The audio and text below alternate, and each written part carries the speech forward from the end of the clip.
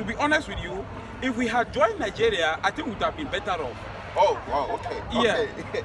You know, a lot of Cameroonians who agree with you. Like, Yes. on this, Yeah, yeah. You say, like, you feel like, okay, we should have been part of Nigeria. In Nigeria, and not being part of Cameroon. Yeah, to be honest with you, if we had been part of Nigeria, we would not have been where we are.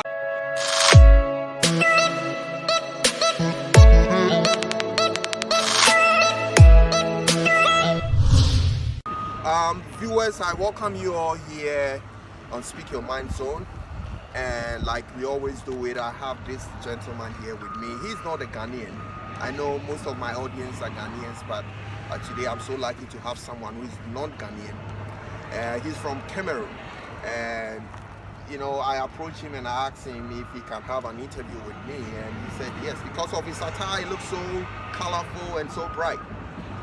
So my friend, what's your name? I'm called Emmanuel Awanto. Well, like in America, they say first name. So my first name is Emmanuel, and my last name is Awanto. Wow, Emmanuel Awanto. Okay, so if you are Cameroonian and you're watching this, I know by just saying his last name, you know where he's from in Cameroon. So which tribe in Cameroon wear this kind of outfit? Okay, actually, this outfit like this is a general attire from somebody from the northwest region of Cameroon. Okay. Cameroon is a bilingual country. Okay. We speak both English and French. Okay, I know. So you mean like everyone in Cameroon, we're gonna come to I mean, I know a lot of people don't know Cameroon has they speak two official languages. That is the French and then English, and we'll get into it. Yeah. So I just want to know the attire. Everyone in Cameroon wears this, because I know where we come from, like in Ghana, every tribe has its own kind of attire. Okay, actually, not everybody in Cameroon wears this. When you see this outfit, you know the person is coming from the northwest region. It is peculiar from people from the northwest region of Cameroon. Okay, I get it. So what's the name? Do you have a special name for it? Actually, it is called Atogo. Atogo. Yes. Atogo. That's the name. That's the name. I hope I got the pronunciation right. Yes, Atogo. That is the name of this traditional regalia, Atogo. Wow, wow. You know what? I love Africa because of its diversity, you know, like different cultures and all that. It makes it so beautiful. Yeah. So, and one more thing about this attire, you will find it in different colors. Okay. There's the type of color and the marks you find on it will show you the level of classification of the individual in the society. Yeah. The one that the fawn or the chief will put on is quite different from the one that a common man will put on. Oh, okay. So like the chief will put on a different, like it's the same thing. It's the same color marking, but what you find on it, like this one, you see some things like musical instruments. The one that the chief or the fawn, we call it the fawn will put in. You will find some animals like a lion or a tiger on it, showing that he is a king. Wow. This is so cool. Yeah. So that means if you find like elephant and other like lions, and every animal that you find on the attire will depict the status of the person who is wearing it. Yeah, like the one that the fawn of Bafut, because my tribe is called Bafut, the Bafut clan. The fawn of Bafut, His Royal Highness Fawn Abombi II. The one that he will pull on, you will find some animals like a lion on it. Okay. And the cap is not this one. Okay. It has a type of cap that is, it looks like a porcupine type of cap. So when you see that, you will know automatically that this is the fawn. Wow, I get it. I get it. So how did Cameroon end up with two different official languages, English and French? Okay, a little bit history of that. It goes right back to the 18th century when the English and the French came to Africa through missionary work, and they were doing trade. You know, the whites, they used to first of all come and do trade with us in Africa. And in the course of doing this buying and selling with us, they discovered that the African person was a peculiar type of person. He was somebody with a unique type of culture and a unique way of doing things, and they love it. So they didn't come, it didn't end there only with the buying and selling.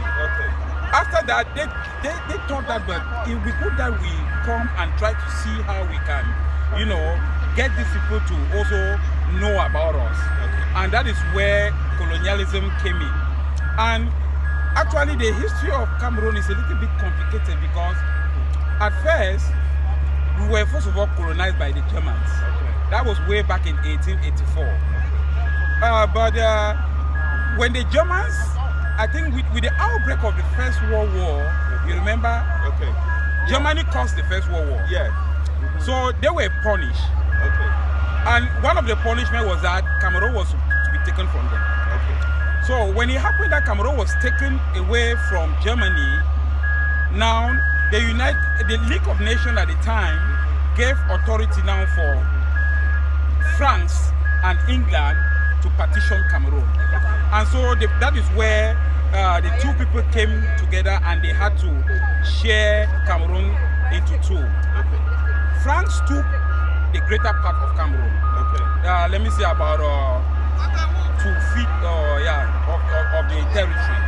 Meanwhile, 1 feet of it was given to the British. And it is from there now that, you know, the various cultures, the English, we now speak English in some certain parts, and some people, they now speak French in the other parts. Yeah, that is how actually this issue of bilingualism came about in Cameroon. We're gonna, because of time. Okay, so like I said, I know Cameroon do have like 2 independence day. In the past, that's how you used to have a French Cameroon Independence Day and have an English Cameroon Independence Day. You guys still do it? Well, not really in a way, but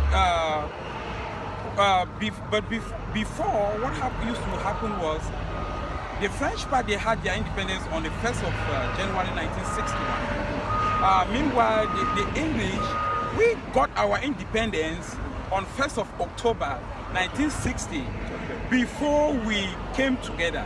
You know, the history of Cameroon is something that has really been a hard pill to swallow. Because the French, like I said, they have this assimilation type of culture, where they want that when they come with you, they want to assimilate you. They just want to take you and convert you, and you forget about everything you want. For over the years, the French have been trying to do that with us, trying to change our things, trying to change our language, trying to change our school systems. Well, we used to have there's what they celebrate 20th May. 20th May is the national day. It's what we consider the national day. But if you look at the history of Cameroon, the real celebration that we are supposed to be celebrating is 11th of February. Because it was on the 11th of February 1961 that the United Nations gave us the option to choose independence. And from where? From the English or from the French? Well, it was between, there was a, what they call a plebiscite. A plebiscite was organized, where they asked us whether we want to become independent by joining Nigeria or by joining the Republic of Cameroon. And people voted in a majority to join the Republic of Cameroon, which I would tell you that it was really a big mistake. Because, to be honest with you, if we had joined Nigeria, I think we would have been better off. Oh, wow, okay.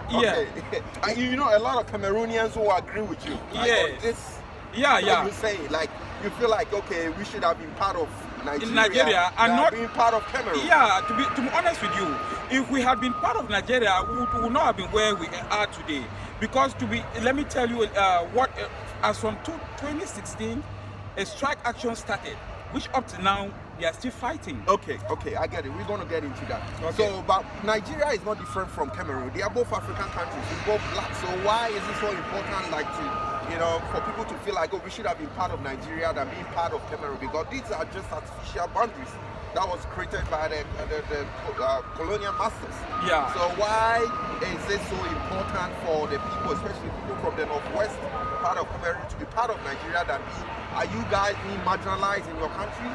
Exactly, that is the right word, marginalization.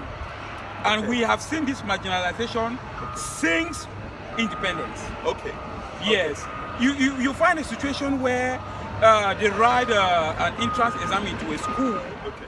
You will find, let me say for example, they need 60 students to get into a university or into a training school. Okay. And out of the 60, my brother, you will find 2 or 3 Anglophones, 2 or 3 English speaking, and the rest of the 50-something is French.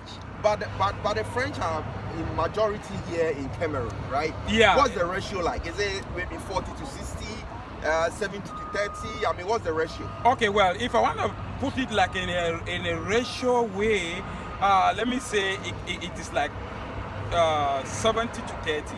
Okay, so Because like actually- 7 to 3. Yeah, because actually we have. So you are 3 and yeah. they are 7. Yes. Or let Okay. me say, okay, let me put it 80 to 20, because Wow. 2 regions speak the English, 8 regions speak French. Oh, okay, so that means it's Out like of the 10 8 regions. to 2 Yes. ratio times. Okay. Yeah. Okay, I get it. Yes. So I know Pobia. Pobia is from the French side of Cameroon. Or is it English? French, and he has been in power since I was born. To be honest with you, he actually he wasn't even voted. The old president, because since independence we have had 2 presidents. The first one was Amadou Ahidjo. Okay.